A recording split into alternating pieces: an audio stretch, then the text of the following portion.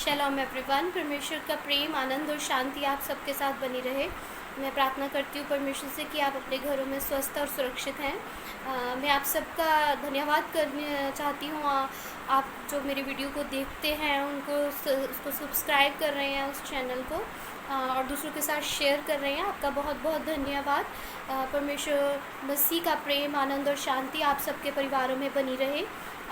और मैं फिर से आपसे विनती करना चाहती हूँ जिन लोग कि परमेश्वर के इस चैनल को आप ज़रूर दूसरों के साथ बांटिए, ताकि परमेश्वर के वचन को दूर दूर तक पहुँचाया जा सके। आइए हम, इससे पहले कि हम परमेश्वर के वचन में जाए, आइए हम प्रार्थना करें।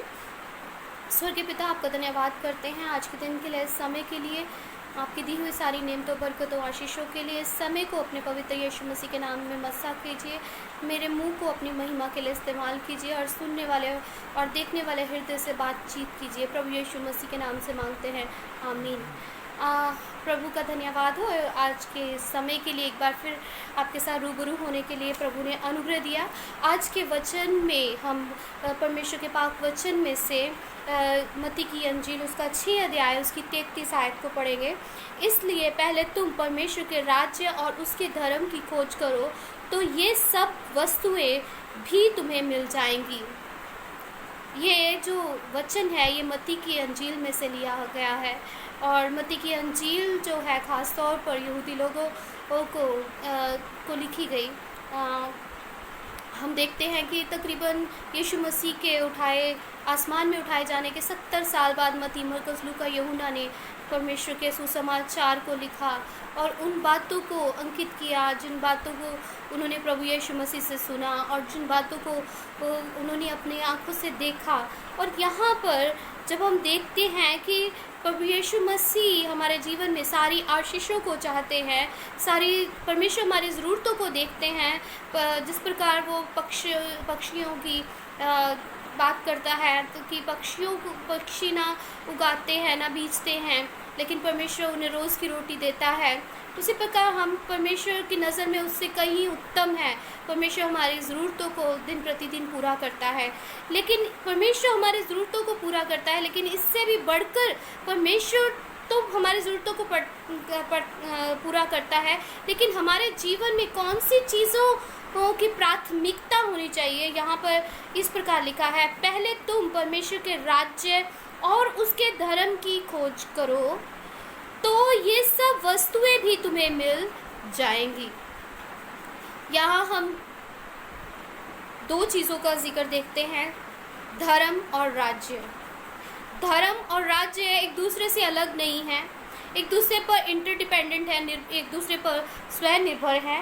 और यहाँ पर हम सबसे पहले धर्म के बारे में देखते हैं। धर्म क्या है? बाइबल हमें बताती है, धर्म परमेश्वर के कानूनों को पूरा करना, न केवल लिटरली तौर पे, बल्कि उसको समझ के पूरा करना। परमेश्वर का पाक वचन में बताता है, द वर्ड राइचसनेस, धर्मीपन जो है वो कहाँ से आया है? The right relationship with God, परमेश्वर के साथ सही रिश्ता। आदम और हवा ने जब पाप किया, वो रिश्ता जो परमेश्वर उनके साथ बनाना चाहता था, जिस रिश्ते के कारण वो रोज उन्हें मिलने आता था, वो रिश्ता टूट गया। और उस रिश्ते को दोबारा जोड़ने के लिए हमारे प्रभु यीशु मसीह ने अपनी जान क्रूस पर दी। वो हमारे लिए प्रायश्चित बना, ताकि हम फिर से प्रभु यीशु मसीह के द्वारा उस रिश्ते को परमेश्वर के साथ जोड़ पाएं।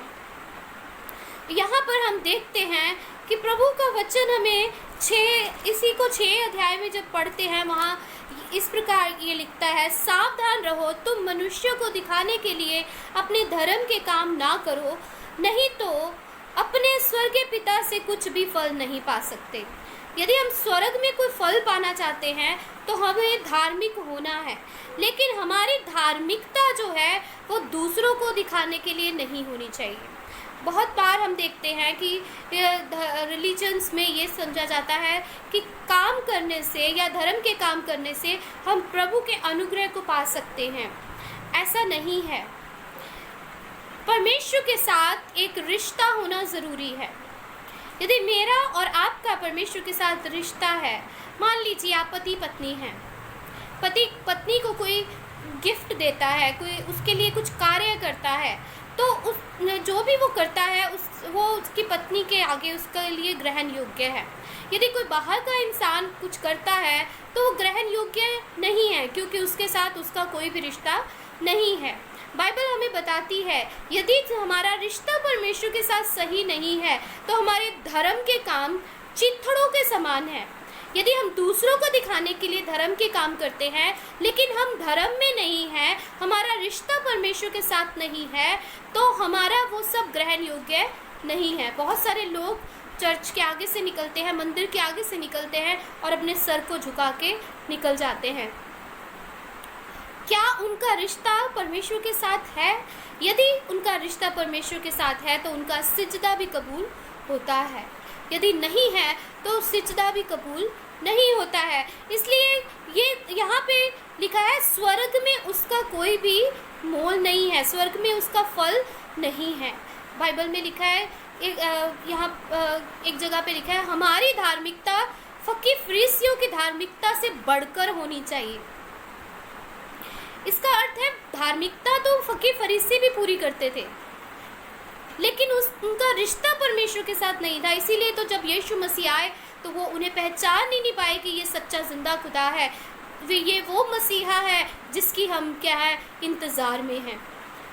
यदि हम परमेश्वर को जान ही नहीं पाएंगे अपने जीवन में, परमेश्वर के साथ रिश्ता ही नहीं रख पाएंगे, तो ऐसी धार्मिकता का हमारे जीवन में कोई भी फायदा नहीं है। बाइबल में लिखा है जो धर्म के भूखे और प्यासे हैं परमेश्वर उन्हें तृप्त करता है। यदि हमारे जीवन में परमेश्वर के धर्म की, परमेश्वर के साथ रिश्ते की भूख और प्यास है, परमेश्वर के साथ बने रहने की भूख और प्यास है, तो परमेश्वर हमारी सारी ज़रूरतों को क्या करेगा? पूरा करेगा। कई बार हम सोचते हैं कि हम उसको बहुत अच्छे से जानते हैं। मैं आपको पूछना चाहती हूँ, क्या आप हमारे देश के प्रधानमंत्री जी को जानते हैं? हाँ, हम में से हर एक कोई कहेगा हम जानते हैं, उनका नाम श्री नरेंद्र मोदी है।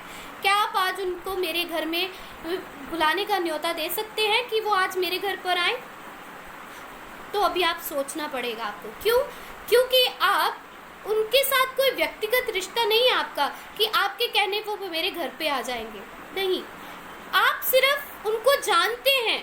कैसे जानते हैं? सिर्फ नाम से। आपका उनके साथ कोई रिश्ता नहीं है। आज हम मसीही लोग या गैर मसीही लोग प्रभु यीशु मसीह को सिर्फ नाम से जानते हैं, हमारा कोई रिश्ता नहीं है उनके साथ। हम यदि हमारा रिश्ता होता तो जब भी हम उन्हें पुकारते वो हमें उत्तर देता। कई बार हम देखते हैं, कई बार हम ये सोचते हैं प्रभु से हम जो मांगेंगे वो ही करेगा।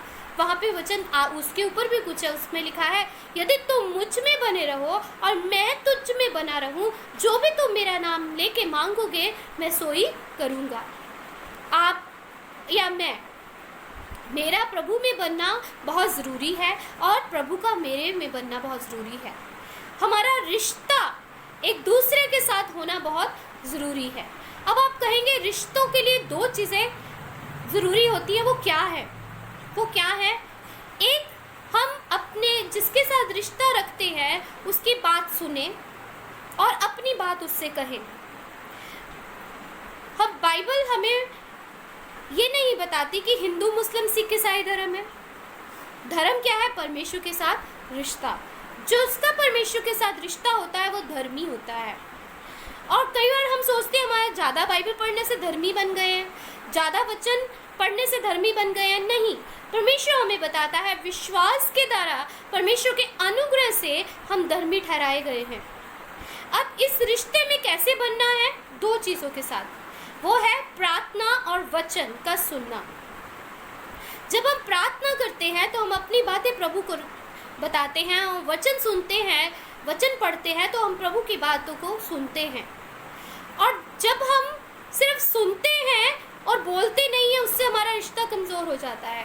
और यदि हम सिर्फ बोलते हैं और उसकी आवाज़ नहीं सुनते तब भी हमारा रिश्ता कमज़ोर हो जाता है। ये दोनों चीज़ें हमारे जीवन में ज़रूरी हैं, प्रार्थना और क्या? वचन का सुनना। और यदि हम कहें सिर्फ प्रार्थना करने से और वचन पढ़ने से हमारा रिश्ता मजबूत हो जाएगा। यदि हमारा रिश्ता मजबूत होएगा तो ये दोनों चीज़ें हमारे लिए प्रतिफल देंगी। यदि हमारा रिश्ता नहीं है, जितनी मर्जी प्रार्थना कर ले, जितना मर्जी वचन पढ़ ले, हम उसके प्रभु को समझ नहीं सकते। जब यीशु मसीह के चेले उनसे पूछने लगे कि हमें प्रार्थना कैसी करनी चाहिए, प्रभु यीशु मसीह उन्हें सिखाते ऐसे नहीं, ऐसे प्रार्थना करनी चाहिए। तो हम देखते हैं प्रभु यीशु मसीह ही जब उन्हें सिखाते हैं कि किस प्रकार उन्हें प्रार्थना करनी चाहिए, तो यहाँ पर हम देखते हैं वो उन्हें कहते हैं जब तू प्रार्थना करे तो कपटियों के समान ना हो। ठीक है, यहाँ पर लिखा है परंतु जब तू प्रार्थना करे 6 आयत में 6 में तो अपनी कोठरी में जा। ठीक है, अपना रिश्ता व्यक्तिगत तौर पे प्रभु से कायम करना है। मेरा परमेश्वर के साथ रिश्ता है वो मैं ही जानती हूँ, आपका परमेश्वर के साथ रिश्ता क्या है वो आप ही जानते हैं। आप जानते हैं या परमेश्वर जानता है? मैं जानती हूँ कि मेरा परमेश्वर के साथ रिश्ता क्या है, वो मैं और मेरा परमेश्वर जानता है। और प्रभु के वचन में 9 आयत में लिखा है तुम इस रीति से प्रार्थना किया करो, हे मेरे पिता तू जो स्वर्ग में है, तेरा नाम पवित्र माना जाए। सबसे पहले हमें परमेश्वर के साथ पिता की तरह एक रिश्ता कायम करना है। हमारी प्रार्थनाएं तभी सुनी जाएंगी जब हमारा रिश्ता परमेश्वर के साथ होगा। यदि वो हमारा पिता है, यदि हम उससे कुछ मांगते हैं तो परमेश्वर हमें देता है। हमारा रिश्ता होना चाहिए। और दूसरी बात, हमें ये ज्ञात होना चाहिए कि हमारा पिता कौन सा पिता है। हमारा पिता स्वर्गीय पिता है। यदि हम स्वर्गीय आशीष को पाना चाहते हैं, परमेश्वर के राज्य को पाना चाहते हैं, तो परमेश्वर के साथ हमारा व्यक्तिगत रिश्ता होना जरूरी है। वहां पे लिखा है तेरा नाम पवित्र माना जाए। हमें स्वर्गीय पिता के साथ रिश्ता कायम करना है और उसकी महिमा करनी है। तेरा राज्य आए, उसके राज्य को बढ़ाने की कोशिश करनी है। पिछले एक वीडियो में मैंने एक कहानी को आपके साथ शेयर किया जिसमें कुछ लोगों ने सुनी होगी और शायद आपको याद भी होगा। एक राजा था, उसने अपने वजीर को बोला कि आप मेरी प्रजा में जाओ, जो सबसे ज़्यादा मूर्ख हो उसको ये तगमा डाल के आना। तो वो ढूंढ ही रहा था वजीर, इतने में सेनापति आके बोलता है तुझे राजा बुला रहा है। जब वो राजा के पास जाता है तो राजा उसे कहता है कि अब मैं तुझे राजपाट तुझे सौंप कर हमेशा हमेशा के लिए जा रहा हूँ। तो वो राजा से पूछता है यदि तू हमेशा हमेशा के लिए जहाँ जा रहा है तूने वहाँ के लिए कोई तैयारी की है? तो वो बोलता है नहीं। तो जो वजीर होता है वो तगमा उसके गले में डाल देता है और राजा बहुत हैरान होकर उससे पूछता है तूने ऐसा क्यों किया? तो उसने बोला कि राजा जब तू कहीं 1 हफ्ते के लिए, 1 महीने के लिए, 1 साल के लिए जाता था, वहाँ रहने के लिए तू कितनी तैयारी करता था। आज जहाँ तू हमेशा के लिए जा रहा है, तूने कहा क्या वहाँ जाकर रहने के लिए कोई तैयारी की है? तो वो कहता है नहीं, इसलिए मैंने ये तगमा तेरे गले में डाला है। मेरी नज़र में तू सबसे ज़्यादा मूर्ख है। आज हमारी इस धरती पर कितने साल की उम्र है? 70, 80, बहुत ज़्यादा से ज़्यादा 100 साल, 110 साल, 120 साल, है ना? लेकिन उसके बाद हमने अनंत जीवन में प्रवेश करना है। अनंत जीवन में क्या करना है? प्रवेश करना है। क्या मैंने और आपने उस अनंत जीवन के लिए कोई तैयारी की है? परमेश्वर का वचन हमें सिखाता है जो धर्म के भूखे और प्यासे हैं वो तृप्त किए जाएंगे। यदि हम धर्म के भूखे और प्यासे हैं, यदि जैसे हरनी जल के लिए तरसती है, हम परमेश्वर के वचन के लिए, उसकी धार्मिकता के लिए तरसते हैं, तो परमेश्वर हमें क्या करेगा? तृप्त करेगा। ना केवल इस धरती की ज़रूरतों को पूरा करेगा बल्कि स्वर्ग की ज़रूरतों को पूरा करेगा। हमें इन धरती की चीज़ों के ऊपर की आशा नहीं करनी। ये चीज़ें हमें मिल जाएंगी जब हम स्वर्गीय आशीषों को पाएंगे। उस जगह पर धन लगाने की कोशिश करेंगे। कहते हैं जो तुम धरती पर बांधोगे वो आसमान भी बांधा जाएगा। वो क्या धरती पर बांधना है? ये धर्म के काम हम जो धरती पर करते हैं उसका प्रतिफल हम स्वर्ग में पाएंगे। उसका प्रतिफल हम क्या पाएंगे? स्वर्ग में पाएंगे। एक बहन थी, वो प्रभु एक दिन उसे सोते सोते उठा के ले गया स्वर्ग में। तो वहाँ पर प्रभु उन्हें ले जा रहे थे। प्रभु का वचन कहता है, मैं जाता हूँ, जगह तैयार करता हूँ, मैं फिर आऊँगा, तुम्हें साथ लेके जाऊँगा। मैं अपने घर में, अपने पिता के घर में आपके लिए मकान तैयार करने जा रहा हूँ। ये वचन उस बहन ने सुना हुआ था। तो जब उसने देखा यीशु मसीह उसे लेने आ रहे हैं, वो यीशु मसीह के पास साथ जा रही थी, और यीशु मसीह के साथ जाते जाते वो देख रही थी, यीशु मसीह उसे बता रहे थे ये इसका है, ये इसका है। एक मकान उसने दिखाया, जो उसके जो नौकर था, जो ड्राइवर था विलियम, उसका था।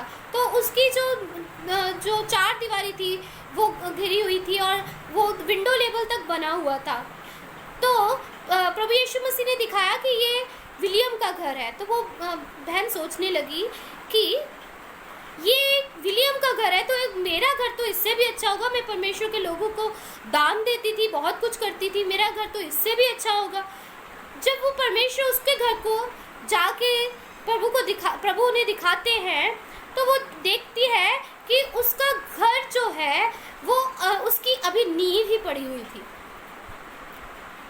तो प्रभु को वो कहती है, प्रभु मुझे मौका दे ताकि मैं अपने घर को बना सकूं।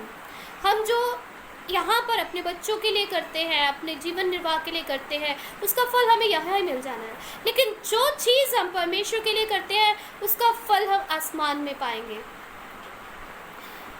जो भी आप इस धरती पर बांधोगे वो आसमान में बांधा जाएगा। और उस बेटी ने परमेश्वर से मौका लिया और उठी, उसने अपना सारा धन जो है खुदा के दासों के बीच में बांट दिया और प्रभु को कहने लगी, प्रभु मैं अब तेरा इंतज़ार कर रही हूँ, मैं अपने मकान जो स्वर्ग में है उसकी तैयारी कर रही हूँ। ये सिर्फ उसकी कहानी थी, लेकिन मुझे उसकी कहानी से बहुत कुछ सीखने को मिला। क्या मैंने और आपने स्वर्ग में उस मकान को तैयारी करने के लिए, अपने घर को तैयार करने के लिए कुछ किया है? आज मेरे और आपके जीवन में समय है। बाइबल बताती है जब हम कब्र में जाकर प्रभु की उपासना नहीं कर सकते, हम कब्र में जाके कुछ भी नहीं कर सकते। आज जिनके लिए हम जीते हैं, अपने बच्चे, अपने माँ बाप, अपने बहन भाई, जिनके लिए हम रोज मेहनत करते हैं, वो चीज़ें यहीं पर रह जानी है। लेकिन जो कुछ आप परमेश्वर के लिए करते हैं वही आपकी उपासना, आपकी प्रार्थनाएं, आपके धर्म के काम, यही सब आपके साथ आपके स्वर्ग में जाएंगे। और जब हम लोग स्वर्गीय चीज़ों के खोज में होंगे तो ये धरती की चीज़ें तो हमें अपने आप ही मिल जाएंगी, अपने आप ही मिल जाएंगी। यहाँ पर हम जब देखते हैं तो वो यहाँ पर 6 अध्याय की 33 आयत को जब हम पढ़ते हैं, इसलिए पहले तुम परमेश्वर के राज्य और उसके धर्म की खोज करो तो सब वस्तुएं भी तुम मिले जाएंगी। सब वस्तुएं, परमेश्वर का वचन कहता है जो चीज़ें तुम्हारे पूर्वजों ने नहीं देखी होंगी वो तुम्हें दिखाऊंगा। वो हमारा भला परमेश्वर है, वो हर चीज़ हमें दिखाता है। हमारे हर चीज़ को क्या है, समय से हमारी हर एक ज़रूरत को क्या करता है, पूरा करता है। ये सब चीज़ें हमारे जीवन में शून्य के समान है, शून्य है। और यदि किसी अंक के सामने इन शून्यों को लगा दिया जाए तो वो अंक ही रहेगा, उसकी वैल्यू नहीं बढ़ेगी। लेकिन इस शून्य को जब हम अंक के बाद लगाते हैं, जब अंक पहले लगाते हैं, यदि हम परमेश्वर को पहले रखते हैं, ये शून्य की वैल्यू जो है, ये शून्य जो है, ये क्या है, बढ़ती में बदल जाता है। परमेश्वर के पाक वचन में लिखा है कि परमेश्वर आपको इतनी आशीषें देगा कि आपके पास रखने की जगह नहीं होगी। बशर्त ये है कि आप इन चीज़ों की तरफ भागना नहीं है। भागना, हमारी पहल, हमारी प्राथमिकता क्या होना चाहिए, परमेश्वर का कार्य। हमारा एक भाई है, वो कहता है कि जब कोई खुदा का दास हमारे घर में आता है तो हम उसे अच्छा दें। ये एक सोच बड़ी अच्छी सोच है, क्योंकि हम उसको नहीं दे रहे, हम परमेश्वर को दे रहे हैं। आजकल हम 100 रुपया दे के खुदा के दास को सोचते हैं हमने बहुत बड़ा काम किया है। एक आदमी जो आम आदमी जो दैनिक काम करता है, दिहाड़ी करता है, उसकी कमाई भी क्या है 300 या 400 से अधिक है। और हम खुदा के दास को क्या देते हैं? वो अपना समय निकाल के आता है, वो पवित्र आत्मा से प्रिपेयर होके हमारे लिए आशीष लेके आता है। उसके कदम हमारे घर पे एक आशीष का कारण होते हैं और वो पेट्रोल खर्च के अपना समय निकाल के अपनी आत्मा से प्रिपेयर होके हमारे घर में हमारे आशीष देने के लिए आता है। क्या हमारे पिता की वैल्यू इतनी सी है? यदि हम अपने पिता को अच्छा देंगे तो हमारा पिता के पास बहुत कुछ है। उसका हाथ छोटा नहीं है, वो 10 गुना करके हमें लौटाने वाला परमेश्वर है। लेकिन परमेश्वर हमारे जीवन में प्राथमिकता को देखता है, प्राथमिकता को देखता है कि हम किन चीजों को अपने जीवन में प्राथमिकता देते हैं। अय्यूब को परमेश्वर धार्मिक कहता है। क्यों? क्योंकि उसने अपने जीवन की हर एक परिस्थितियों में प्रभु को नहीं छोड़ा। वो अपने रिश्ते के परमेश्वर के साथ रिश्ते में कायम रहा। उसके पास जो था वो भी खो गया, लेकिन परमेश्वर को उसने कहा तूने दिया तूने लिया, तेरा नाम मुबारक हो। तो जब वो परमेश्वर के साथ उस परिस्थितियों में भी चलता रहा, फिर भी परमेश्वर उसके साथ जुड़ा रहा और परमेश्वर उसके साथ और वो परमेश्वर के साथ जुड़ा रहा, यहाँ तक कि उसका शरीर भी अपना ना रहा, वो उसके रिश्तेदार भी अपने ना रहे, अपने बच्चे भी उसके अपने ना रहे, अपने दोस्त मित्र भी उसके ना रहे, तब भी वो परमेश्वर के साथ एक बना रहा। और परमेश्वर ने उसकी इस धार्मिकता को देखा और परमेश्वर ने उसको फल दिया, दुगना करके लौटाया। परमेश्वर ने दुगना करके उसे लौटाया। कुरनेलियस प्रेरितों के काम उसके 10 अध्याय में जब हम देखते हैं, कुरनेलियस के 3 गुण बताए गए हैं कि वो क्या था। एक धर्मी पुरुष था, अपने पूरे परिवार के साथ परमेश्वर का डर मानता था, प्रार्थना करता था और उसकी प्रार्थनाएं दिन में सुनी गई, दिन में उसकी प्रार्थनाएं सुनी गई। स्वर्गदूत ने उसे कहा तेरी प्रार्थनाएं, तेरी विनतियां मेरे ग्रहण योग्य हुई हैं, क्योंकि उसमें धर्म था। क्या आज मेरे और आपके जीवन में धर्म है? क्या आज मेरे और आपके जीवन में वो परमेश्वर के साथ रिश्ता है? यदि है तो परमेश्वर हमारी तमाम जरूरतों को पूरा करेगा। यदि आज आप परमेश्वर के लिए कुछ करते हैं तो परमेश्वर इस योग्य है कि वो 10 गुना करके आपको लौटाएगा। आप दूसरों के लिए आशीष बनेंगे। परमेश्वर शर्त ये है, इन सब चीजों को पाने से पहले आपकी धार्मिकता, आपका परमेश्वर के राज्य के प्रति खोज पहले होनी चाहिए। हमारी भूख और प्यास धर्म के प्रति पहले होनी चाहिए। और ये चीजें हमें अपने अच्छे कामों करने से नहीं मिलती, हमारी चॉइस से नहीं मिलती। ये प्रभु का अनुग्रह है और परमेश्वर विश्वास के द्वारा ही हम इसको ग्रहण कर सकते हैं। परमेश्वर का वचन हमें जिस प्रकार सिखाता है कि हमारी धार्मिकता फरीसियों की धार्मिकता से बढ़कर होनी चाहिए, जो वो करते थे उससे कहीं अधिक, दिल से, दूसरों को दिखाने के लिए नहीं बल्कि दिल से। हमारा रिश्ता परमेश्वर के साथ दिल से होना चाहिए। वो हमें क्या है, धार्मिकता के वस्त्र पहनाएगा।